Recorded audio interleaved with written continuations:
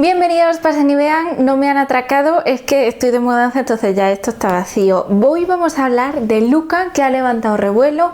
Yo voy a daros mi versión y mi lectura de la película y vosotros ya pensáis, ya me decís si coincidís, si no coincidís, pero primero de todo hay que coincidir en que Luca es preciosa, es bonita de ver, es humilde, no es pretenciosa para nada. Es una hora y media divertida, es una hora y media en la que vas a sonreír y algunos trozos van a ser muy emocionales para ti. Para mí lo fueron. No es una historia innovadora, no trae cosas nuevas, trae cosas ya trabajadas, pero que igualmente son importantes recordar todos estos mensajes sobre amistad, sobre conocerse a uno mismo, sobre salir de tu mundo conocido, ser curioso, querer aprender, superar ese miedo. Luca es una peli muy adecuada para junio.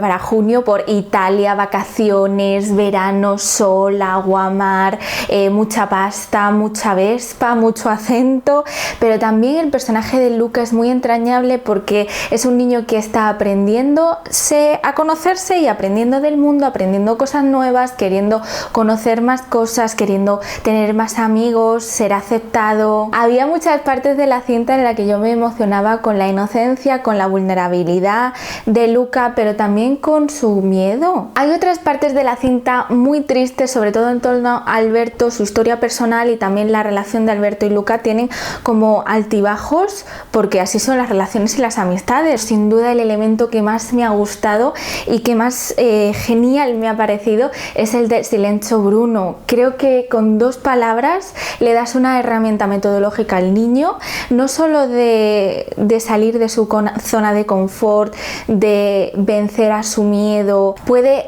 aprender y superar de ese miedo, superar el miedo al fracaso, silenciar las voces que le hacen daño internamente, incluso externamente, tranquilizarse a sí mismo con esas dos palabras, de forma machacona, repitiéndolo a lo largo de toda la película. Le estás ofreciendo una herramienta a muchos niños. Me parece una genialidad enseñarle un hábito a un niño con solo dos palabras, y eso, vencer el miedo y saber que nunca está solo, que Bruno existe dentro de él y que debe aprender a vivir con Bruno. Ahora vayamos con la polémica. Han salido los creadores a decir: no, Alberto y Luca no son gay. No lo son, la historia no va sobre esto. No hay nada de malo por reconocer ante el público, si tú, espectador que estás viendo esto, que has visto la película y has sacado esta lectura, la sacas y te hace feliz, te sientes identificado, te sientes reflejado, te sientes protegido o sientes que no estás solo, la película ha cumplido su objetivo. Hay que reconocer que Pixar quizá ha avanzado un poquito en temas de diversidad. Por ejemplo, tenemos la peli de Out, no es un corto, ¿no? Pero en general Disney, y sobre todo bajo la influencia de Walt Disney, ha sido bastante conservador, llamémoslo así, por decir light, pero bueno, que la figura de Walt Disney es un poco, tiene claroscuros y más oscuros que claros, te diré. Por tanto, siempre se está hablando en torno a Disney del primer personaje queer. Se habló en torno a Frozen, se habló en torno a La Bella y la Bestia y nunca se llega a nada, nunca lo reconocen. Parece que implícitamente un secundario, un personaje, quizá puede que se refiera a esto, pero nunca tácitamente o implícitamente, no sé qué adverbio usar, pero nunca se dice esto y nunca se reconoce.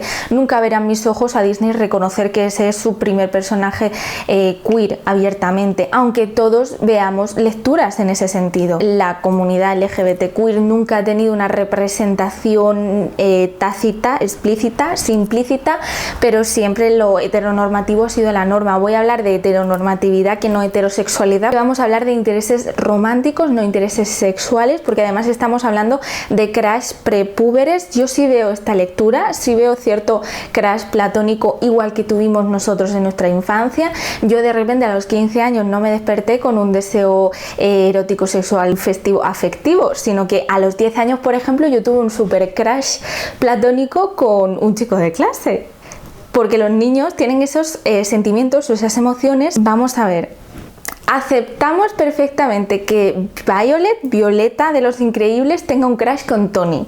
Lo aceptamos. Si es una niña de eso, 13, 14 años tendrá, ¿no?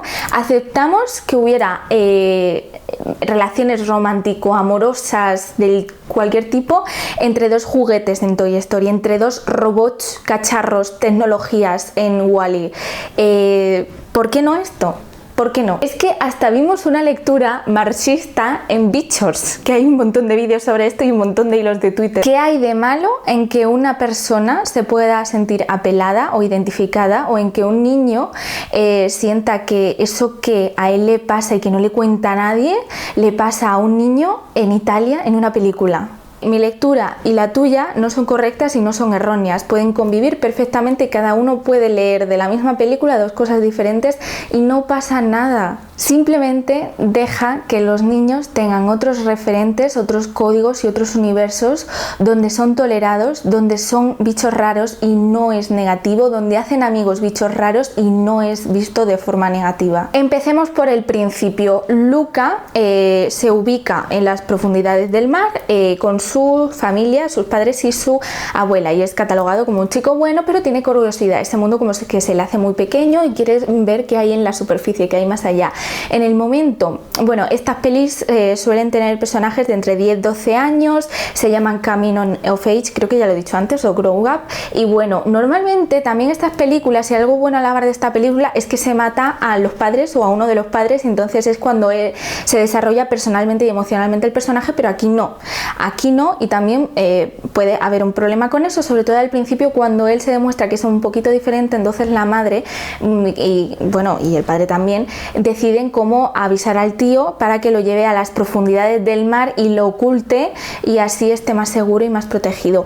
Es una emoción que a muchos padres le nace, como tener al niño en una jaula para que esté más protegido y no le roce ni el aire. Es una emoción normal en los padres, pero si lo ves desde una lectura, desde la lectura que estamos teniendo en este vídeo, pues puede ser muy peligroso porque le estás coartando la libertad de alguna forma. Por cierto, la abuela me recordaba muchísimo a la Yayita de Mulan. En este sentido, al principio sí que me recordaba a Frozen y concretamente a Elsa y al padre de Elsa, porque el padre le decía: tienes que ocultar tu don al mundo, no pueden saber lo que eres y lo que puedes hacer porque van a temerte. Es muy parecido a la analogía o a la metáfora de monstruo que se trabaja en esta película. Eres un monstruo, la gente no te va a aceptar y no te va a tolerar por cómo eres, entonces tienes que ocultar tu naturaleza al mundo. Y si esto no te hace saltar las alarmas, pues apaga y vámonos.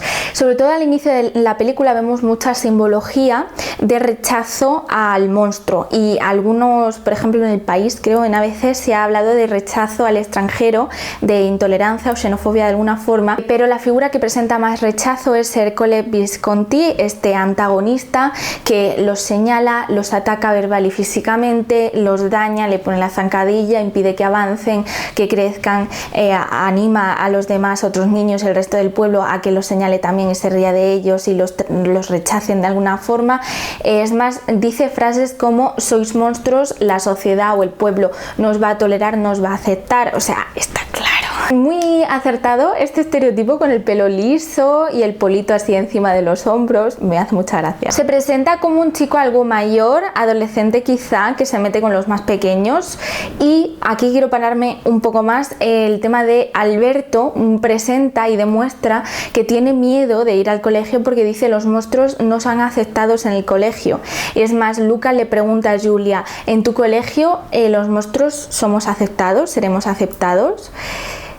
Alarma. Al principio Alberto es como más experimentado, ¿no? Y le cuenta las cosas y le cuenta el registro de su mundo a Luca, y dice, por ejemplo, no son estrellas sino peces, imagínate viajar en Vespa por todo el mundo, sería maravilloso. Pues cosas de niños, ¿no? Cuando Luca va conociendo más cosas, sobre todo al lado de Julia, más cosas sobre ese mundo, entonces Alberto demuestra que ha sido rechazado por su familia, ha sido abandonado y ha sido, bueno, que tiene un pasado muy muy duro, un pasado que no nos demuestran, que no nos enseñan y que todos nos podemos imaginar que es, y es durísimo, sobre todo en torno a este personaje. Todos hemos sentido rechazados o apartados o como acoplados, ¿no? En ese momento en el que Luca y Julia tienen cosas en común, la astronomía o la astrología, y hablan sobre eso y él se siente apartado, ¿no?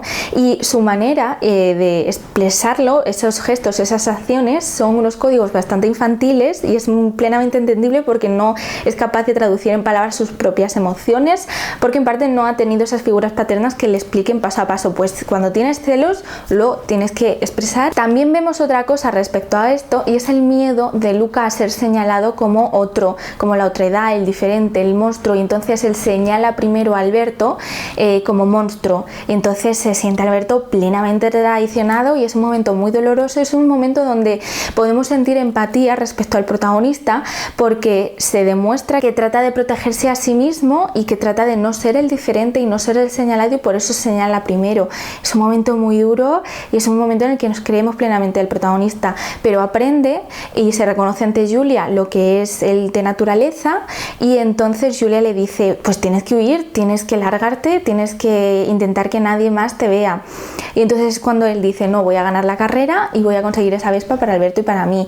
Y ese momento, casi al desenlace de la carrera, cuando Alberto va por él a protegerle con esa sombrilla, se demuestra como un monstruo Alberto, y el otro va por él y lo rescata, epiquísimo, apoyándose los dos, queriéndose protegerse el uno al otro y queriendo enfrentarse a esa sociedad, me parece maravilloso.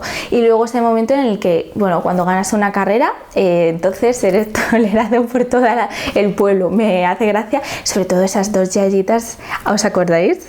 Oh, esas dos yayitas que comen helado y se demuestran como que también son monstruos. Algo a alabar de estas películas o estas producciones de animación infantil, sobre todo, es que se están alejando de mostrar intereses románticos como al principio de Disney con las princesas, y acercándose a mostrar otras relaciones, sobre todo familiares. Tenemos, por ejemplo, en Frozen las dos hermanas, tenemos en Nemo una relación paterno-filial, en Brave una relación materno-filial, y aquí tenemos una relación familiares, unos modelos de familia diferentes, sobre todo con los padres de Julia, que están como separados.